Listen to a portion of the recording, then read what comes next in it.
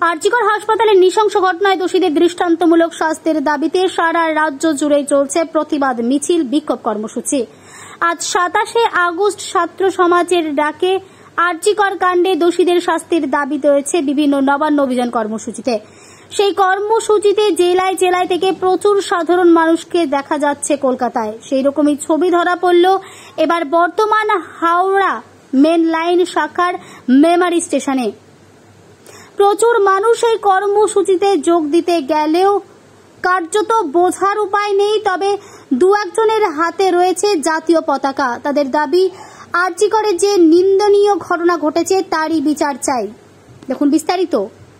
Bureau report, channel 24 নাও, সত্য কথা সবার আগে। দাদা, কি দাবিতে আপনারা কলকাতায় যাচ্ছেন?